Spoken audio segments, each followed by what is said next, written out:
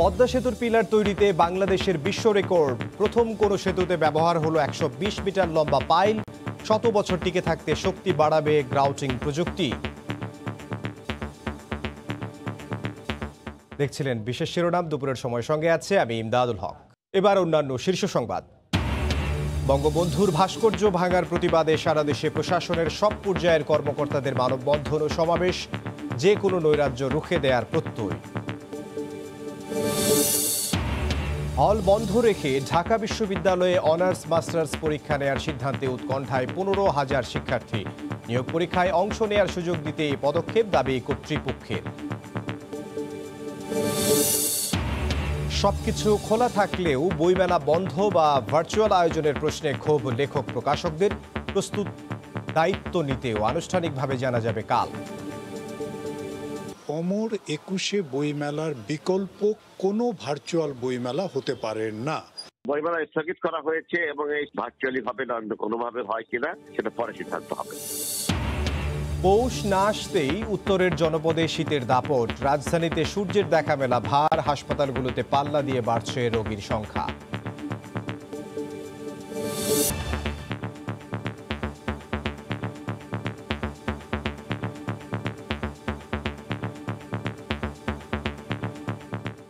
শুরুতেই পদ্মা সেতু প্রসঙ্গ।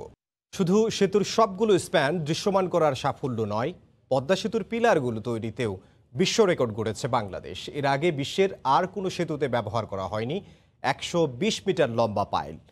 প্রতিটি পিলারে এমন 6টি করে পাইল ব্যবহার করার ফলে অনেক শক্তিশালী হয়েছে সেতুর গঠন। নকশা জটিলতায় থাকা পিলারগুলোতে প্রথমবারের মতো ব্যবহার করা হয়েছে গ্রাউটিং প্রযুক্তি। বিস্তারিত জানাচ্ছেন এহসান জুয়েল। নদীতে দৃশ্যমান সবগুলো স্প্যান, বিশাল আকৃতির বড় বড় পিলারের উপর বসানো আছে স্প্যানগুলো। এখন পর্যন্ত দেশের মেগা প্রকল্পগুলোতে যে অবকাঠামো তৈরি করা হচ্ছে তার মধ্যে সবচেয়ে বৃহৎ আকৃতির এই পিলারগুলো জানান দিচ্ছে কতটা শক্তিশালী ও মজবুত স্বপ্নের এই সেতু। প্রতিটি পিলারে নদীর তলদেশে প্রবেশ করানো হয়েছে 120 মিটার দৈর্ঘ্যের 6টি করে পাইল। এই পাইলগুলোকে এমনভাবে ডিজাইন করা হয়েছে যাতে মাটির তলদেশে খুঁটিগুলো মাকড়সা জালের মতো একটি কাঠামো তৈরি করে থাকে। মহাপ্রান্তে নদীর তলদেশের কিছু অংশে শক্ত মাটি খুঁজে না পাওয়ায় পিলার বসানো নিয়ে দেখা দেয় জটিলতা। সেক্ষেত্রে পাইলের দৈর্ঘ্য না বাড়িয়ে সংখ্যা বাড়িয়ে করা হয় 7টি। সে পাইলগুলোর উপরে অংশে ক্যাপ বসানোর পর শক্তিশালী কাঠামো দিয়ে পানির উপরে তৈরি করা হয়েছে পিলার হেড। এই 7টি পাইলে আলাদা করে সংযুক্ত করা হয় গ্রাউটিং প্রযুক্তি। প্রতিটি পাইলের বাইরের অংশে আলাদা করে কিছু অংশ বাড়িয়ে তাতে ফুটো তৈরি করা হয়। সেই ফুটো দিয়ে উচ্চ শক্তিতে সিমেন্ট প্রবেশ করালে সেটা মাটির ভিতরে ছড়িয়ে শিকড়ের মতো বাড়তি শক্তি দেয় পাইলগুলোকে। সেতুর 42টি পিলারের মধ্যে সবচেয়ে শক্তিশালী দুই পারের 2টি পিলার।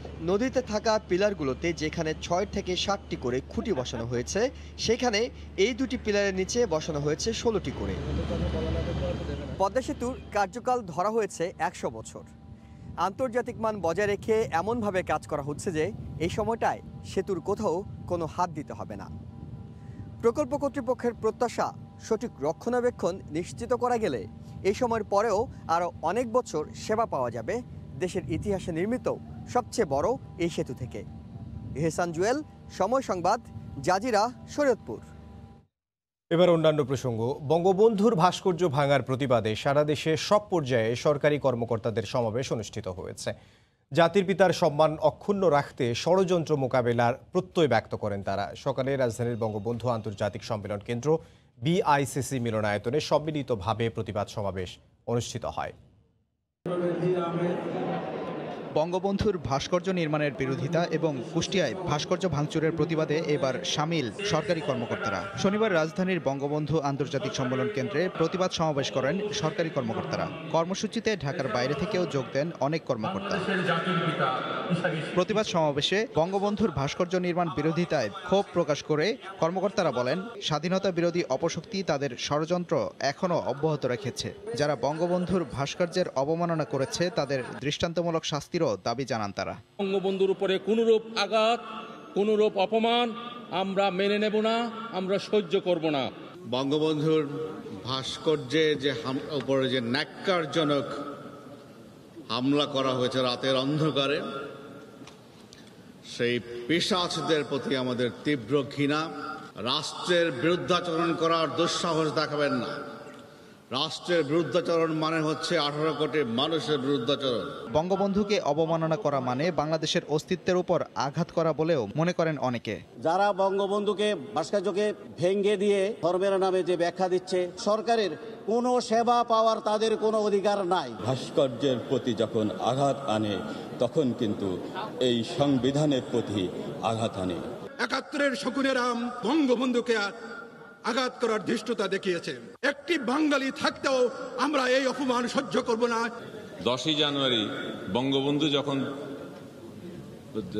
দেশে পদার্পণ করেছিলেন, সভা শেষে উনি আল্লাহর কাছে মোনাজাত নিজে পরিচালনা করেছিলেন। সেই রকম একটি লোক, সেরকম একটি ব্যক্তিকে ধর্মের মুখোমুখি দাঁড় করিয়ে দেওয়া, এর চাইতে বড় ধর্মীয়ভাবে অপমান করার আর কোনো নজির আছে বলে আমার বিশ্বাস হয় না। বঙ্গবন্ধুর সম্মান অক্ষুণ্ণ রাখতে সব ষড়যন্ত্র মোকাবেলা করা হবে বলে হুঁশিয়ারি জানান কর্মকর্তারা। প্রতিহতার দায়িত্ব আমাদের। সাদিকুর রহমান, সময় সংবাদ, ঢাকা। হল বন্ধ রেখে ঢাকা বিশ্ববিদ্যালয়ে অনার্স, ফাইনাল ও মাস্টার্স পরীক্ষা নেওয়ার সিদ্ধান্তে উৎকণ্ঠায় 15,000 শিক্ষার্থী। তারা বলছেন, করোনা মহামারীতে বাড়িতে চলে যাওয়ায় ঢাকা এসে পরীক্ষা দেয়া কঠিন হয়ে পড়বে। এদিকে প্রস্তুতির ঘাটতি থাকার কথা স্বীকার করে বিশ্ববিদ্যালয় প্রশাসন বলছে, সেশন জট কমাতে ও নিয়োগ পরীক্ষায় অংশ নেওয়ার সুযোগ দিতেই এই পদক্ষেপ। তারুণ্যে মুখর ঢাকা বিশ্ববিদ্যালয় ক্যাম্পাস কোভিডের কারণে গেল মার্চের পর থেকেই এমন শুনশান। ক্লাস পরীক্ষার পাশাপাশি বন্ধ রয়েছে আবাসিক হলগুলোও। তখন থেকেই বেশিরভাগ শিক্ষার্থী গত 8-9 মাস ধরে হল ছেড়ে যে যার বাড়িতে রয়েছেন। এই পরিস্থিতির মধ্যেই গত বৃহস্পতিবার বিশ্ববিদ্যালয় প্রশাসন বৈঠক করে কোভিড সংক্রমণের ঊর্ধ্বগতির মধ্যে আগামী 26শে মার্চ থেকে অনার্স চতুর্থ বর্ষ ও মাস্টার্সের পরীক্ষা নেওয়ার সিদ্ধান্ত নেয়। বিশ্ববিদ্যালয়ের উপাচার্য জানান, শিক্ষার্থীদের প্রস্তুতির কিছুটা ঘাটতি থাকলেও তাদের ভবিষ্যতের কথা বিবেচনা করে এই সিদ্ধান্ত। প্রস্তুতির ঘাটতি আছে, কারণ ক্লাস বন্ধ, হল বন্ধ। সিদ্ধান্তটি শিক্ষার্থীদের যারা কর্মজীবনে প্রবেশ করার জন্য বসে আছে, পরীক্ষা হলে পরেই যারা কর্মজীবনের জন্য প্রস্তুতি নিতে পারবে, সেই কথাগুলো বিবেচনা করে এবং সেশন জটকে কমিয়ে নিয়ে আসার জন্য সিদ্ধান্ত নিয়েছে। পরীক্ষার সময়কাল পূর্বের তুলনায় অর্ধেক হবে। এখন পরীক্ষা প্রত্যেকটি ডিপার্টমেন্ট স্বাস্থ্যবিধি মেনে তারা পরীক্ষা নিতে পারবেন। মাত্র 2 সপ্তাহের নোটিশে পরীক্ষা নেয়ার ঘোষণা দেয় বিস্মিত বিশ্ববিদ্যালয়ের শিক্ষার্থীরা। তারা বলছেন, এমনিতেই অনলাইন ক্লাসগুলো তেমন কার্যকরী হয়নি, তার উপর হল বন্ধ থাকায় কিভাবে পরীক্ষা অংশ নেবেন তা নিয়ে উদ্বেগের মধ্যে রয়েছেন তারা। তো অনেক দিন পর্যন্ত দেখা গেছে অনেকের বইপত্র হলে রেখে তারা চলে গেছে বাড়িতে। অনলাইন ক্লাস হলো, দেখা গেছে যারা গ্রামে ছিল তাদের তো নেটওয়ার্কের প্রবলেম, তো তারা তো আর ক্লাস করতে পারেনি। তো তারা আবার অনেকে হলে বই খাতা ছিল, তো তারা এখনো পড়তেও পারে না। লাস্ট যেটা সেমিস্টার যেটা ছিল ওটার এখনো সিলেবাস এখন ওভাবে শেষ হয়নি, তো পরীক্ষা কিভাবে নিবে ওটা আমি বলতে পারতেছি না। আবাসন ব্যবস্থা না করে বর্তমান পরিস্থিতিতে অনার্স চতুর্থ বর্ষ ফাইনাল পরীক্ষা এবং মাস্টার্স ফাইনাল পরীক্ষা নেওয়ার সিদ্ধান্তকে আমি অমানবিক এবং শিক্ষার্থী বিরোধী বলে মনে করি। ঢাকায় এসে মেস ভাড়া বা হোস্টেল ভাড়া দিয়ে থেকে পরীক্ষা দেওয়াটা তাদের পক্ষে দুঃসাধ্যই বলা যায়, কারণ করোনাকালীন সময় অধিকাংশেরই আর্থিক অবস্থা অনেক বেশি শোচনীয়। বিশ্ববিদ্যালয়ের তথ্যানুযায়ী ঢাকা বিশ্ববিদ্যালয়ে অনার্স চতুর্থ বর্ষ ও মাস্টার্স মিলে পরীক্ষার্থী রয়েছে প্রায় 15,000। মাহমুদ রাকিব, সময় সংবাদ, ঢাকা। করোনা মহামারীতে সবকিছু খোলা থাকলেও বইমেলা আয়োজন নিয়ে প্রশ্ন ওঠায় ক্ষোভ জানিয়েছেন লেখক প্রকাশকরা। তারা বলছেন, বাংলা একাডেমি অপরাগ হলে দায়িত্ব নিতে প্রস্তুত প্রকাশক সমিতি। আর লেখকরা বলছেন, স্থগিত হলে প্রকাশকদের পাশাপাশি তারাও আর্থিকভাবে ক্ষতিগ্রস্ত হবেন। বাংলা একাডেমির পরিচালক বলছেন, ভার্চুয়ালি আয়োজনের কোনো সিদ্ধান্ত এখনো হয়নি। বাঙালির গৌরবের ভাষা আন্দোলনকে কেন্দ্র করে আয়োজিত অমর 21শে গ্রন্থমেলা প্রাণের উৎসবে রূপ নিয়েছে। সারা বছর ফেব্রুয়ারির জন্য অপেক্ষায় থাকেন লেখক, পাঠক, প্রকাশক। 2021 সালের গ্রন্থমেলার জন্য প্রস্তুতি যখন চলছে জোর কদমে, ঠিক তখনই গণমাধ্যমে প্রকাশ পেল এবারের গ্রন্থমেলা ভার্চুয়ালি হবে। করোনার কারণে গ্রন্থমেলা স্থগিত কিংবা ভার্চুয়ালি আয়োজন কোনোভাবেই যৌক্তিক নয় বলে মনে করেন লেখকরা। তারা প্রশ্ন তুলছেন, এই সংকটের মধ্যে সকল কিছুই যখন চলছে, তবে কেন কেবল বইমেলার উপর হস্তক্ষেপ? মানুষের সমাগম, রাজনৈতিক সমাবেশ সবই খোলা রয়েছে, সবই চলছে। করোনার কথা বলে শুধুমাত্র বইমেলা বন্ধ করা, আমি মনে করি একটা নৌকা, যে নৌকার অসংখ্য ফুটো, অসংখ্য ছিদ্র, একটা ছিদ্র বন্ধ করার জন্য আপ্রাণ চেষ্টা করছে যাত্রীরা। এটা খুবই হাস্যকর আমার কাছে মনে হয়েছে। যেন জ্ঞান ও সৃজনশীল প্রকাশক সমিতির সভাপতি বলছেন, কোনো একক কর্তৃপক্ষ গ্রন্থমেলার ব্যাপারে সিদ্ধান্ত নিতে পারে না। যদি শেষ পর্যন্ত বাংলা একাডেমি আয়োজনে অপারগ হয়, তবে সরকার চাইলে সমিতি গ্রন্থমেলার দায়িত্ব নিতে প্রস্তুত রয়েছে। বাংলা একাডেমি যদি এই বইমেলা আয়োজনে অপারগতা প্রকাশ করে, তাহলে সরকারকে সিদ্ধান্ত নিতে হবে যে অন্য কোনো সংস্থা তাদেরকে দিয়ে বইমেলাটির আয়োজন তারা করাতে পারে কিনা। এমনকি আমরা যে প্রকাশক সমিতি আছি, সেই সমিতিগুলো এ ব্যাপারে সরকারকে সহযোগিতা করতে প্রস্তুত আছে। এমনকি সরকার যদি চায়, তাহলে আমরা নিজেরা এই বইমেলাটির আয়োজন করতে প্রস্তুত। তবে গণমাধ্যমে প্রকাশ পেলেও ভার্চুয়ালি বইমেলা আয়োজনের কোনো সিদ্ধান্ত হয়নি জানিয়ে বাংলা একাডেমির মহাপরিচালক বলছেন, গ্রন্থমেলা স্থগিতের সিদ্ধান্ত গেল বৃহস্পতিবার পর্ষদ সভায় নেওয়া হয়েছে। পরিস্থিতির কারণে স্থগিত করা হয়েছে। ভার্চুয়ালি হবে কিনা পরিবেশ পরিস্থিতির বিবেচনা করে ভার্চুয়ালি হবে না অন্য কোনোভাবে হয় কিনা সেটা পরে সিদ্ধান্ত হবে। রোববার বিকেলে বাংলা একাডেমির পক্ষ থেকে সংবাদ সম্মেলন করে গ্রন্থমেলা সম্পর্কে আনুষ্ঠানিকভাবে জানাবেন বলেও জানা গেছে। তরিকুল ইসলাম সৌরভ, সময় সংবাদ, ঢাকা। শীতের দাপট বাড়তে শুরু করেছে দেশের উত্তরে। তীব্র কুয়াশার সঙ্গে হিমেল হাওয়ায় বিপর্যস্ত হতদরিদ্র ছিন্নমূল মানুষ। এরই মধ্যে আগামী সপ্তাহে শীত বাড়ার পূর্বাভাস দিয়েছে আবহাওয়া অফিস। দেশের সর্বনিম্ন তাপমাত্রা আজ চট্টগ্রামের সীতাকুণ্ডে রেকর্ড করা হয়েছে 14.3 ডিগ্রি সেলসিয়াস। ব্যুরো রিপোর্টার ও জেলা প্রতিনিধিদের পাঠানো তথ্য ও ছবি নিয়ে রিপোর্ট। দিনের বেলায় সন্ধ্যার আবহ, কুয়াশার চাদরে ঢাকা চারপাশ। কনকনে ঠান্ডা আর হিমেল হাওয়া উত্তরের জনপদে বাড়িয়ে দিয়েছে শীত। গত কয়েকদিন ধরেই বেলা বাড়লেও দেখা মেলে না সূর্যের। একটু উষ্ণতা পেতে চায়ের দোকানে ভিড় শ্রমজীবীদের। তিস্তাপাড়ের রংপুর, লালমনিরহাটেও শীতের তীব্রতা বেড়েছে। হাড় কাঁপানো ঠান্ডায় শীতবস্ত্রের অভাবে ছিন্নমূল মানুষের কষ্টটাও একটু বেশি। দিনাজপুরেও একই চিত্র। শীত নিবারণের জন্য শহরের কাচারি বাজারে পুরাতন গরম কাপড়ের দোকানে ভিড় করেছেন স্বল্প আয়ের মানুষ। আমরা বুড়ো মানুষ, ঠান্ডা বেশি, আমরা থাকতে পারছি না। বাচ্চা কোচ্চা ধরি খুব কষ্টে আছি, কাপড় চোপড় নাই, শীতের কাপড় চোপড়। শীত কুয়াশা ছাড়ছি, আমার তো কাম করি খাওয়াই নাকি, কিন্তু কাজে তো যাওয়ারে পাচ্ছি না। এদিকে শীতের সঙ্গে পাল্লা দিয়ে বাড়ছে ঠান্ডাজনিত রোগে আক্রান্তের সংখ্যা। গাইবান্ধায় ডায়রিয়া ও শ্বাসকষ্ট নিয়ে সদর হাসপাতালে ভর্তি হয়েছে 19 জন রোগী। এর মধ্যে শিশুই 15 জন। নানাবার দিবার পায়খানা একবার বইম খেয়েছে, ওটা এমনি বদ হজম। অনেকটাই ভয় পাইছিলাম, অনবরত বাচ্চার শুধু পানি পড়ছে, এখন অনেকটা কমে গেছে। মৃদু বাতাসে শীত জেকে বসেছে পঞ্চগড়, কুড়িগ্রাম, রাজশাহী সহ পুরো উত্তরাঞ্চলেই। দুর্ঘটনা এড়াতে দিনের বেলায়ও হেডলাইট জ্বালিয়ে যান চলাচল করছে। ফাহরিয়া ফারজানা, সময় সংবাদ। এদিকে বেলা পর্যন্ত কুয়াশায় ঢাকা থাকছে রাজধানীও। বেলা বাড়লেও সূর্যের দেখা মেলা ভার। এরই মধ্যে আগামী সপ্তাহে মৃদু শৈত্য প্রবাহের পূর্বাভাস দিয়েছে আবহাওয়া অফিস। এদিকে হাসপাতালগুলোতে শীতজনিত রোগে আক্রান্তের সংখ্যা বাড়ছে। কেবল ঢাকা শিশু হাসপাতালেই প্রতিদিন অন্তত 350 রোগী আসছে। প্রকৃতিতে এখন হেমন্তের শেষ, শীত আসতে আরও কয়েকদিন বাকি, কিন্তু ঘন কুয়াশার চাদরে ঢাকা পড়েছে রাজধানী। এমন কুয়াশার চাদর ফুঁড়ে সূর্য উকি দিলেও পরক্ষণেই তা মিলিয়ে যাচ্ছে। ভারী কুয়াশা আর কনকনে ঠান্ডায় সকাল হতেই নাগরিক জীবনে নেমে আসে স্থবিরতা। শীতে স্বাভাবিক কাজকর্ম বাধাগ্রস্ত হওয়ায় বেকায়দায় পড়েছেন দিন আনে দিন খায় শ্রমজীবী মানুষ। কাজ বাজ করতে পারি না, কাজ করা খুব কষ্ট, শীতের কাপড় চাপড় নাই। গড়তে তো মানুষ বাইরে না, ডর হই, শীতের ডর হই। আগে আসিল মনে করেন 2-1 দিন করতাম, মাঝে মাঝে এখন বন্ধ, এখন টোটালে কোনো কাজ নাই। এখন খুবই সমস্যা, কাজকর্ম, ব্যবসা বাণিজ্য নিয়ে। আবহাওয়া অফিস বলছে ঘন কুয়াশার কারণেই সূর্যের দেখা মিলছে না। তবে উত্তরের হিমেল হাওয়া বইতে শুরু করলে শীতের তীব্রতা আরও বাড়বে।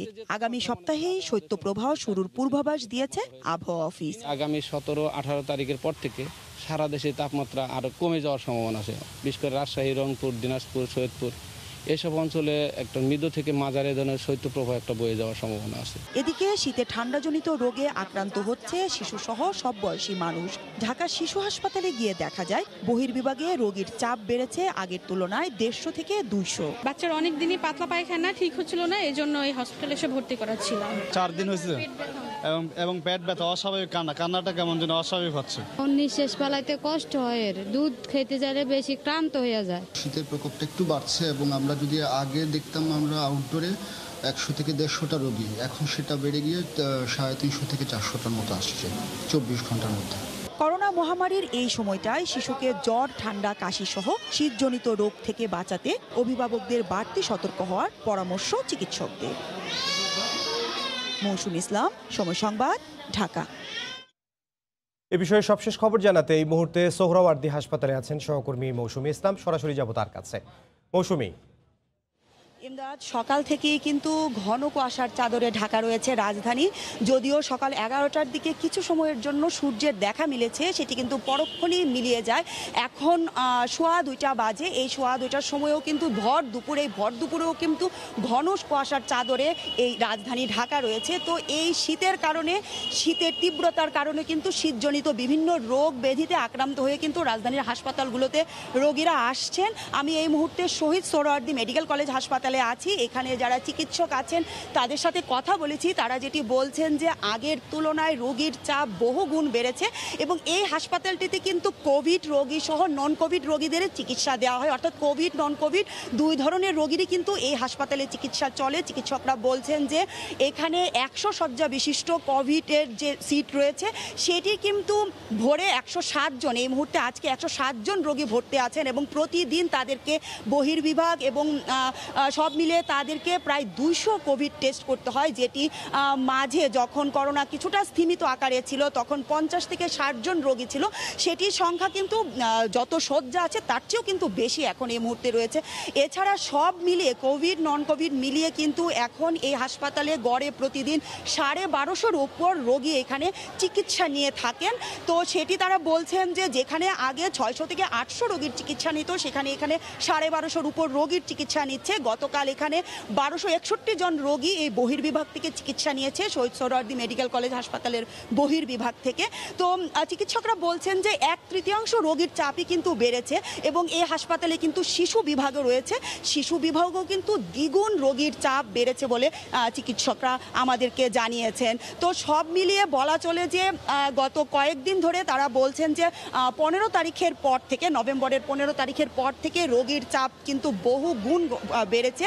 কোভিড রোগীর সংখ্যা যেমন বেড়েছে, নন কোভিড রোগীরাও কিন্তু বহির্বিভাগ সহ হাসপাতালের বিভিন্ন যত বিছানা আছে সবগুলো কিন্তু উপচে পড়া ভিড় এবং রোগীর কিন্তু ঠাঁই নেই, এখানের চিকিৎসকরা আমাদেরকে জানিয়েছেন। এছাড়া কিছুক্ষণ আগে কিন্তু আমি শিশু হাসপাতাল, ঢাকা শিশু হাসপাতাল ঘুরে এসেছি। সেখানেও কিন্তু শীতজনিত যে রোগ, জ্বর, ঠান্ডা, কাশি, ডায়রিয়া, টনসিল এসব রোগে আক্রান্ত হয়ে কিন্তু শিশুরা ঢাকা শিশু হাসপাতালে আসছেন এবং ওইখানেও কিন্তু যেখানে 150 থেকে 200 রোগীর চিকিৎসা দেওয়া হতো সেখানে কিন্তু এখন 350-র মতো গড়ে রোগী বহির্বিভাগে চিকিৎসা দেওয়া হয়। তো সব হাসপাতালগুলোতেই বলা চলে যে এই শীতের কারণে, কোভিড-19-এর কারণে কিন্তু রোগীর চাপ বেড়েছে এবং সব হাসপাতালেই কিন্তু দ্বিগুণ রোগীর চাপ বলা চলে। তো ইমদাদ, এই ছিল আমার কাছ থেকে সবশেষ। রাজধানীতে শীতজনিত রোগীর সংখ্যা বাড়ছে। আমাদেরকে সে খবর জানাচ্ছিলেন শহীদ সোহরাওয়ার্দী হাসপাতাল থেকে যোগ দিয়েছিলেন সহকর্মী মৌসুম ইসলাম। সারা দেশে লেভেল ক্রসিংয়ের 85% অরক্ষিত, যা আছে তার অর্ধেকই আবার অবৈধ। সবকটিতে নেই গেটম্যানও। এতে প্রায়ই ঘটছে দুর্ঘটনা। অপ্রয়োজনীয় অবৈধ লেভেল ক্রসিংগুলোকে বাতিল করে লোকবল নিয়োগ দিয়ে আধুনিকায়নের তাগিদ বিশেষজ্ঞদের। বরাবরের মতো আশ্বাস মিলেছে রেলমন্ত্রীর কাছ থেকে। এ বিষয়ে নাজবুস সালিহের একটি প্রতিবেদন দেখব। সড়কের মাঝখানে এ যেন মৃত্যুফাঁদ, নেই গেটম্যান, সতর্কতার কোনো নির্দেশনা। রাস্তার মাঝখানে গড়ে ওঠা এই মৃত্যুফাঁদে শুধু রেলের হিসেবেই গত 5 বছরে মারা গেছে 120 জন। অথচ 2900 কিলোমিটার রেল লাইনের প্রায় প্রতি কিলোমিটারে একটি লেভেল ক্রসিং রয়েছে, যার মধ্যে বৈধ ক্রসিংয়ের সংখ্যা মাত্র 1400। রেলওয়ে বলছে চলাচলের সুবিধার্থে স্থানীয় সরকার, সড়ক ও জনপথ অধিদপ্তর, ইউনিয়ন পরিষদ, এমনকি বিভিন্ন বেসরকারি প্রতিষ্ঠানও নিজেদের প্রয়োজনে ইচ্ছে মতো ক্রসিং বানিয়েছে। অরক্ষিত লেভেল ক্রসিংয়ে শুধু মৃত্যুর মিছিলই বাড়ছে না, গতি কমছে ট্রেনেরও। যেহেতু অহেতুকভাবে এই লেভেল ক্রসিংগুলি চলে আসছে, অনাকাঙ্ক্ষিত প্রতিদিন আমি দেখতে পাচ্ছি এখন রেলের দুর্ঘটনায় কিন্তু বাড়ছে। আবার গেটম্যান ছাড়াই চলছে প্রায় 900 লেভেল ক্রসিং। এগুলোর সংখ্যা কমিয়ে আধুনিক প্রযুক্তি ব্যবহারের তাগিদ যোগাযোগ বিশেষজ্ঞদের। আধুনিক যে প্রযুক্তি আছে, যে মানুষ আসছে তাকে আগের থেকে আগাম সতর্কতা করা, এবং অন্যান্য বিশ্ব বলে যে এখানে 3 স্তরের কিন্তু এখানে এটা দিতে হবে, সচেতনতার ব্যবস্থাটা করতে হবে। রেলমন্ত্রী জানালেন সবগুলো আধুনিকায়নের প্রকল্প নেওয়া হয়েছে। যে আমাদের রেলপথগুলো যে ফেন্সিং আমরা দেবো, আর এখন যে রেলপথগুলো আমরা করতেছি সেগুলো আন্ডারপাস এবং ওভারপাস এই ধরনের ব্যবস্থা রেখে যাতে রেল আনইন্টারাপ্টেড আমরা পরিচালনা করতে পারি, সেই পরিকল্পনা আমরা ইতিমধ্যে গ্রহণ করেছি এবং সেই অনুযায়ী কাজ চলতেছে। এবং আস্তে আস্তে ধরেন যে অটোমেটিক গেট যাতে আমরা সেই দিকে যেতে আমরা সেই চেষ্টা করতেছি আর কি। তবে দুর্ঘটনা এড়াতে সাধারণ মানুষকেও সচেতন হওয়ার পরামর্শ রেল কর্মকর্তাদের। নাজমুস সালেহী, সময় সংবাদ, ঢাকা। মৌসুম জুড়ে মেঘনা তেঁতুলিয়া নদীতে কাঙ্ক্ষিত ইলিশ না পাওয়ায় দুর্দিন চলছে ভোলার জেলেপল্লীতে। মহাজনের দাদন আর এনজিওর ঋণ পরিশোধ নিয়ে দিশেহারা জেলে ও ব্যবসায়ীরা। জীবিকার সন্ধানে কয়েক হাজার জেলে ঢাকা ও চট্টগ্রাম গিয়ে নতুন পেশায় যুক্ত হচ্ছেন। চলতি মৌসুমে সাগরে ব্যাপক ধরা পড়লেও কাঙ্ক্ষিত ইলিশের দেখা মেলেনি ভোলার মেঘনা তেঁতুলিয়া নদীতে। মাছ না থাকায় মহাজনরাও নতুন করে দাদন দিতে রাজি হচ্ছেন না। পুরনো দাদন পরিশোধের চাপ আসছে প্রতিনিয়ত। নেই বিকল্প কোনো কর্মসংস্থানও। তাই অনেকে জাল নৌকা রেখে সবজি চাষ ও নির্মাণ শ্রমিকের কাজে নেমে পড়েছেন। পরিবার পরিজন নিয়ে নানা সংকটের মুখে পড়েছেন কর্মহীন জেলেরা। মাছ না পাওয়ায় পুঁজি হারানোর শঙ্কায় রয়েছেন মহাজনরাও।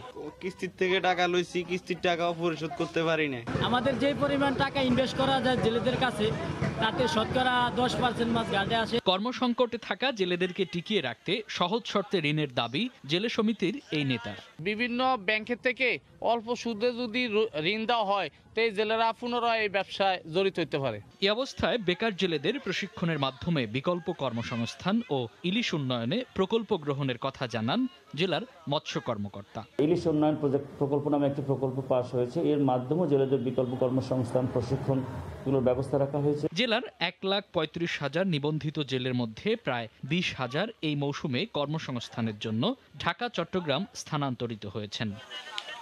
সময় সংবাদ, ভোলা।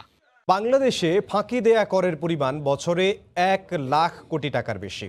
আন্তর্জাতিক বিভিন্ন সংস্থার হিসেবে এই তথ্য উঠে আসলেও এনবিআরের তদন্ত বলছে পরিমাণ সামান্যই। এছাড়াও বহুজাতিক কোম্পানিগুলো আয় ব্যয়ের হিসেবে গড়মিল দেখিয়ে বিপুল রাজস্ব ফাঁকি দিচ্ছে। এসব বিষয়ে কর বিভাগের কাছে কোনো পূর্ণাঙ্গ তথ্যই নেই। আর এজন্য কর্মকর্তাদের অদক্ষতা ও দুর্নীতির পাশাপাশি সেকেলে কর আদায় ব্যবস্থাকে দুষছেন বিশ্লেষকরা। বিস্তারিত জানাচ্ছেন হাজিরা শৌলি।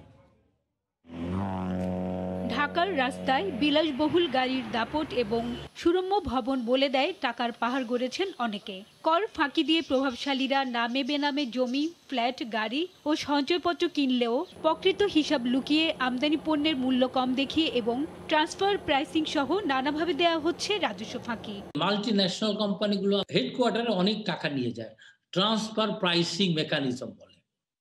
তো এইটা আমরা আইন এনেছে, কিন্তু এখনো ধরার কায়দা নেই। তো যার ফলে বিভিন্নভাবে মানি লন্ডারিং হয়ে যাচ্ছে। আমরা প্রপার্টি ট্যাক্স আদায় করতে পারি না। ঢাকাতে আপনি দেখেন কিছু লোকের কত বাড়ি গাড়ি আছে।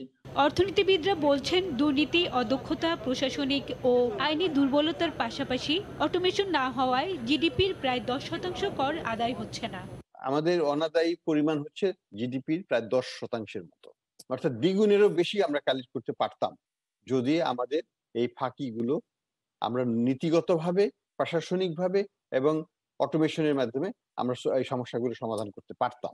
কর কর্মকর্তারা বলছেন সীমিত লোকবল, অপ্রতুল অবকাঠামো সহ নানা সীমাবদ্ধতার মধ্যে রাজস্ব ফাঁকি উদ্ঘাটনে সর্বোচ্চ চেষ্টা করা হয়। ইনকাম ট্যাক্সের নিজস্ব কোনো পুলিশ সার্ভিস নাই বা এভাবে ইনভেস্টিগেশন করানোর জন্য যে স্পেশাল ট্রেনিং প্রয়োজন হয়, দক্ষতা প্রয়োজন হয়, লোকবল প্রয়োজন হয়, সেটাও নাই। সীমিত লজিস্টিক সাপোর্টের মধ্যে যতখানি সম্ভব আমরা চেষ্টা করে যাচ্ছি। প্রতিবেশী দেশ ভারত ও নেপালে কর জিডিপি অনুপাত যেখানে 16% বেশি, সেখানে বাংলাদেশে এই অনুপাত মাত্র 9%। যুক্তরাজ্য ভিত্তিক অর্থ পাচার বিরোধী সংগঠন global financial integrity GFI report অনুসারে 2006 থেকে 2015 পর্যন্ত এক দশকে বাংলাদেশ থেকে পাচার হয়েছে 5,30,000 কোটি টাকা। হাজারের শিউলি, সময় সংবাদ, ঢাকা। এবার দেশের বাইরের খবর জানাবো। চীনের হুমকি মোকাবিলায় ভারত প্রশান্ত মহাসাগরীয় অঞ্চলে নিরাপত্তা জোরদার করা হয়েছে বলে জানিয়েছেন ভারতের chief of defence staff general Bipin Rawat. তিনি বলেন, চীনের প্রভাব রুখতে ভারত মহাসাগরে 120টির বেশি যুদ্ধ জাহাজ মোতায়েন রয়েছে। শুক্রবার গ্লোবাল ডায়ালগ সিকিউরিটি ফোরামের এক আলোচনায় বিপিন রাওয়াত তথ্য জানান। তিনি বলেন, দীর্ঘদিন ধরেই এশিয়ায় বিস্তীর্ণ এলাকায় নিজের প্রভাব বাড়ানোর চেষ্টা করছে চীন। আগে বিষয়টি সেভাবে নজর না দিলেও এখন তাদের মোকাবিলা করার জন্য বিভিন্ন প্রস্তুতি নিচ্ছে ভারত ও তার সহযোগী দেশগুলো। Contesting the Indo specific for global domination শীর্ষক ওই আলোচনায় অংশ নিয়ে চীনের কঠোর সমালোচনা করে ভারতের চিফ অব ডিফেন্স স্টাফ বলেন, গত কয়েক বছরে চীনের অর্থনীতি ও সামরিক শক্তি আগের থেকে অনেক বেড়েছে। লাদাখের গালওয়ান উপত্যকায় দুই দেশের সেনাবাহিনীর সংঘর্ষের পর থেকে চীন ও ভারতের মধ্যে চরম উত্তেজনা বিরাজ করছে।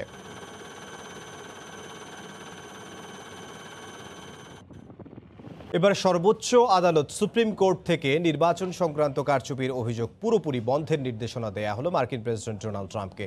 প্রেসিডেন্টের নিয়োগ করা বিচারপতিরাও রিপাবলিকানদের অভিযোগ উড়িয়ে দিয়েছেন। এ অবস্থায় কোথাও ন্যায় বিচার পাচ্ছেন না বলে টুইটারে লিখে ক্ষোভ ঝেড়েছেন ট্রাম্প। এবার সুপ্রিম কোর্ট থেকে থামতে বলা হলো মার্কিন প্রেসিডেন্ট ডোনাল্ড ট্রাম্পকে। নির্বাচন নিয়ে আর কোনো ভিত্তিহীন অভিযোগ নয়, ঠিক এমন বার্তাই এসেছে শুক্রবার। নিজের মনোনয়ন দেয়া 3 রক্ষণশীল বিচারপতিও দাঁড়াননি ট্রাম্পের পক্ষে। 4টি গুরুত্বপূর্ণ অঙ্গরাজ্যের নির্বাচনের ফল পাল্টে দিতে ট্রাম্প শিবিরের পক্ষ থেকে আবেদন করা হয়, যাতে সমর্থন ছিল 18টি অঙ্গরাজ্যের অ্যাটর্নি জেনারেল ও 106 রিপাবলিকান নেতার। টেক্সাসে দায়ের করা এই মামলায় জর্জিয়া, মিশিগান, পেনসিলভেনিয়া ও উইসকনসিনের ফলাফল পাল্টে দেওয়ার আবেদন করা হয়েছিল। এর আগের অন্য আদালতগুলোর মতো সর্বোচ্চ বিচারালয়েও পরাজিত হলো লাল শিবির। এ অবস্থায় ট্রাম্প সামাজিক যোগাযোগ মাধ্যমে নিজের ক্ষোভ প্রকাশ করেছেন। একাধিক টুইটে তিনি বলেন, কেউ তাকে ন্যায় বিচার পাইয়ে দিচ্ছে না। এরই মধ্যে ডেমোক্রেট নেতা নির্বাচিত president Joe Biden Barack Obama প্রশাসনের কর্মকর্তাদের তার প্রশাসনে মনোনয়ন দিয়েই চলেছেন। ওবামার জাতীয় নিরাপত্তা উপদেষ্টা সুসান রাইসকে ডেমোক্রেট পার্টির নীতি নির্ধারণী প্রধান হিসেবে নির্বাচন করেছেন।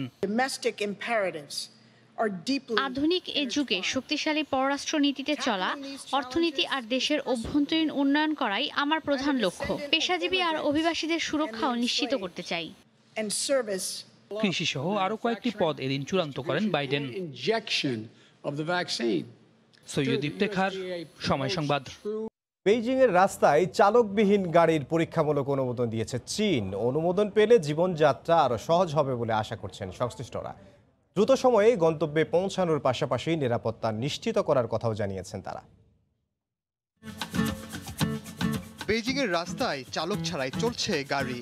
চালক না থাকলেও পেছনের আসনে রয়েছে যাত্রী। নিরাপত্তা যাচাইয়ে চালকবিহীন বাইদু অ্যাপোলোর এরকম 5টি গাড়ির অনুমোদন দিয়েছে বেইজিং কর্তৃপক্ষ। গাড়ির যাত্রীর আসনে বর্তমানে নিরাপত্তা কর্মকর্তারা রয়েছেন। তবে অন্য গাড়ির ধাক্কা কিংবা গুরুতর কোনো সমস্যা না হলে স্বয়ংক্রিয় গাড়ি চালানোয় তারা কোনো হস্তক্ষেপ করবেন না। একটি বোতাম চাপলেই চালু হবে চালকবিহীন এই গাড়ি। তবে সাধারণ গাড়ির মতো রাস্তায় চলতে 30,000 কিলোমিটারের সড়ক পরীক্ষা সহ বেশ কিছু গুরুত্বপূর্ণ পরীক্ষা নিরীক্ষার মধ্য দিয়ে যেতে হবে বাইদু অ্যাপোলোর গাড়িগুলোকে। দ্রুত সময়ে গন্তব্যে পৌঁছানোর পাশাপাশি নিরাপত্তার দিকেও নজর দিচ্ছেন সংশ্লিষ্টরা। আমাদের কাছে নিরাপত্তা প্রথম, দ্বিতীয়ত গাড়ির যাত্রী কতটা স্বাচ্ছন্দ্য বোধ করছেন তা বিবেচ্য বিষয়, তৃতীয়ত যাত্রী যাতে দ্রুততম সময়ে কোনো ঝামেলা ছাড়া গন্তব্যে পৌঁছাতে পারেন সেদিকে গুরুত্ব দিয়েছি আমরা। প্রযুক্তির এই সুবিধাকে কাজে লাগিয়ে জীবনযাপন আরো সহজ করতে চায় বাইদু অ্যাপোলো। পরীক্ষা নিরীক্ষা শেষে শিগগিরই চালকবিহীন গাড়ি ব্যবহার উপযোগী করে তুলতে চীনের নিয়ন্ত্রক সংস্থা ও আইন প্রণেতাদের কাছ থেকে অনুমোদন নেয়ার সব প্রস্তুতি নিচ্ছে বাইদু অ্যাপোলো। ওমর ইনান, সময় সংবাদ। এ পর্যায়ে শীর্ষ সংবাদ জানিয়ে দিচ্ছে আরও একবার। পৌষ না আসতেই উত্তরের জনপদে শীতের দাপট, রাজধানীতেও সূর্যের দেখা মেলা ভার, হাসপাতালগুলোতে পাল্লা দিয়ে বাড়ছে রোগীর সংখ্যা। বঙ্গবন্ধুর ভাস্কর্য ভাঙার প্রতিবাদে সারা দেশে প্রশাসনের সব পর্যায়ের কর্মকর্তাদের মানববন্ধন ও সমাবেশ, যে কোনো নৈরাজ্য রুখে দেওয়ার প্রত্যয়। এবং পদ্মা সেতুর পিলার তৈরিতে বাংলাদেশের বিশ্ব রেকর্ড, প্রথম কোনো সেতুতে ব্যবহার হলো 120 মিটার লম্বা পাইল, 100 বছর টিকে থাকতে শক্তি বাড়াবে গ্রাউটিং প্রযুক্তি। এই ছিল দুপুরের সময়, সঙ্গে থাকুন সময়।